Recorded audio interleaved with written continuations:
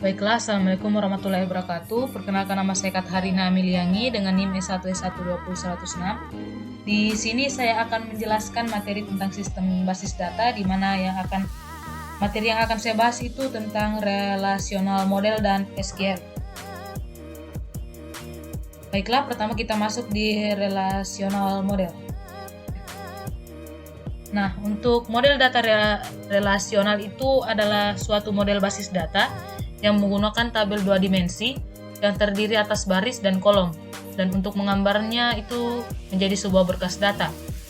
Dan data serta hubungan antar data direpresentasikan oleh sejumlah tabel, dan masing-masing tabel terdiri dari beberapa kolom yang namanya unik.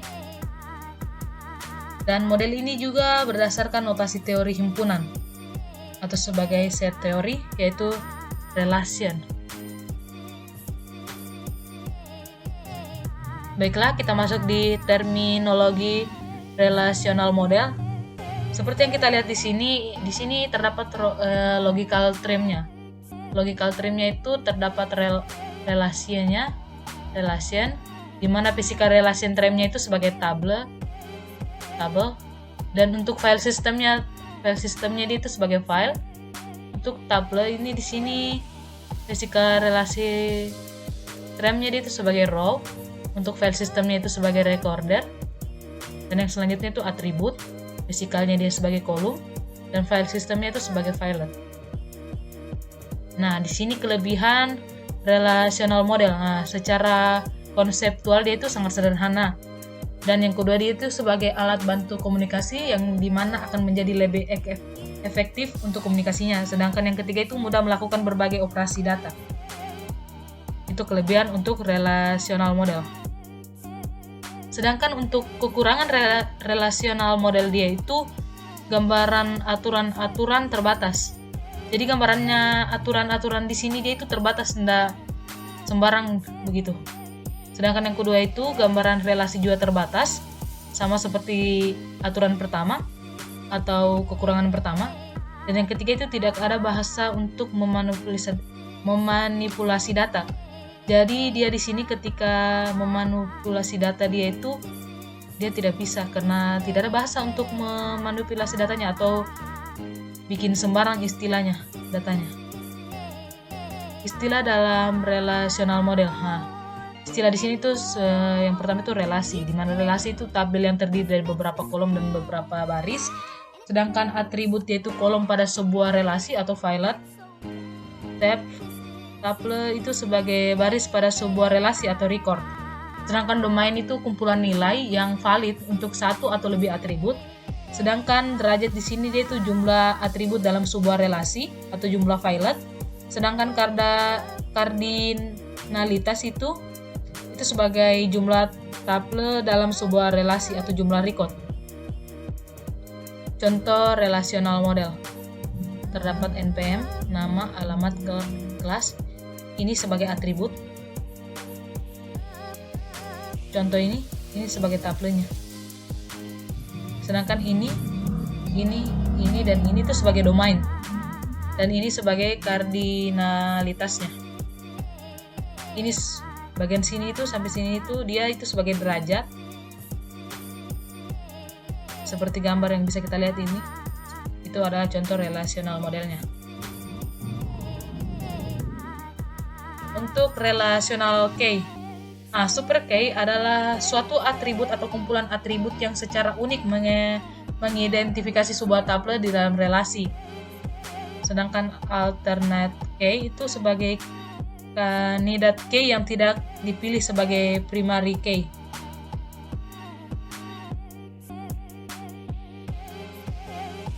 Sedangkan untuk Frogen key itu dia atribut dengan domain yang sama yang menjadi kunci utama pada sebuah relasi, tetapi pada relasi lain sebagai atribut biasa.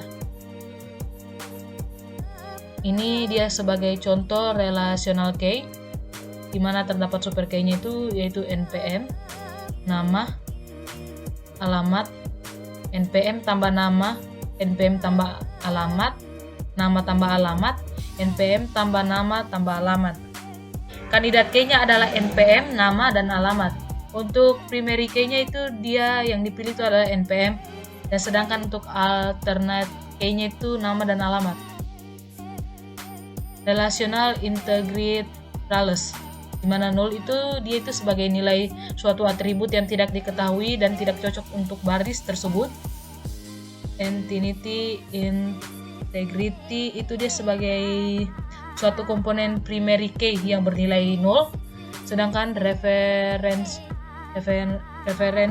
integrity dia itu sebagai domain yang dapat dipakai sebagai kunci primer yang sebagai atribut tunggal pada domain yang bersangkutan.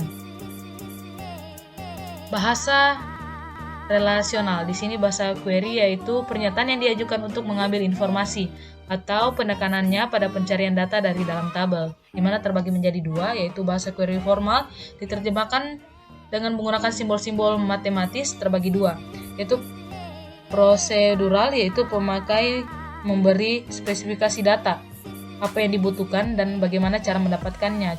Contohnya itu seperti aljabar relasional, di mana query diekspresikan dengan cara menerapkan operator tertentu terhadap suatu tabel atau relasi.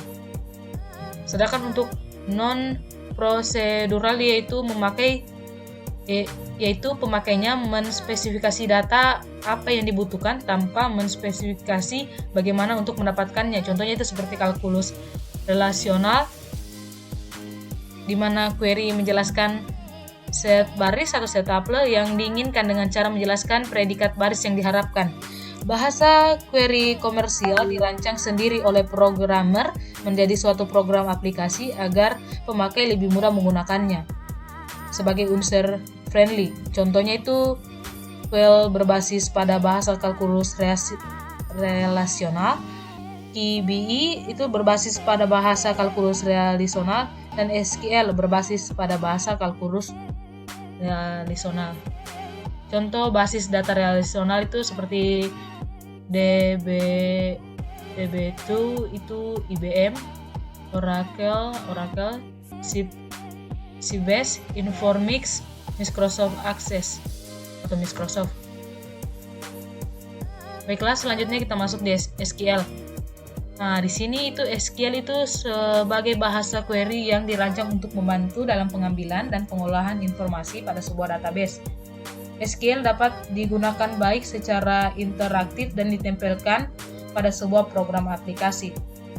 Kelebihannya dia yaitu database-nya dia itu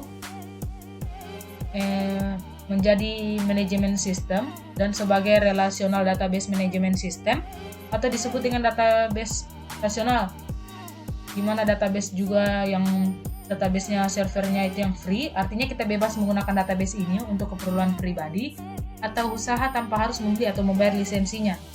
Yang ketiga itu mampu menerima query bertumpuk dalam satu permintaan, multi-threading, dan yang selanjutnya itu didukung oleh driver open database connectivity, di mana ODBC, artinya database MySQL dapat diakses menggunakan aplikasi apa saja.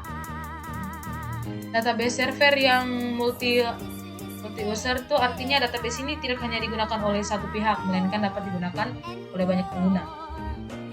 Dan kelebihan yang lain itu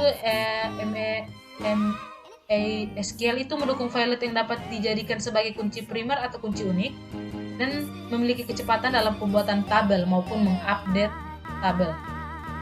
Dia kekurangannya untuk SQL itu data yang dapat ditangani belum terlalu besar. Sedangkan untuk koneksi ke bahasa program visual itu seperti Visual Basic, Deply, DXB kurang support karena koneksi ini menyebabkan file yang dibaca harus sesuai dengan koneksi dari program visualnya. Database ini kurang populer untuk aplikasi yang dikembangkan dengan berbasis mobile atau Android. Dan selanjutnya itu dilihat dari sisi keamanan, SQL masih sederhana meskipun tidak sesederhana SQLite. Jadi masih ada celah bagi hacker untuk menghack database yang ada. Sulit untuk diimplementasikan pada suatu instansi jika menggunakan database yang sangat besar. Baiklah, yang selanjutnya itu komponen SQL, di mana komponen SQL itu terdapat untuk mendefinisikan data yang pertama, untuk memanipulasi data, dan untuk mengontrol hak para pemakai data. Sedangkan untuk pengelompokan perintah SQL itu terdapat Yang pertama, untuk definisi data itu terdapat create, drop, atau alter. Dan untuk memanipulasi data itu terdapat select, insert, update, dan delete. Dan untuk kontrol data itu terdapat create atau remove. Mungkin itu saja yang bisa saya jelaskan. Lebih dan kurang yang mohon dimaafkan. Sekian dan terima kasih.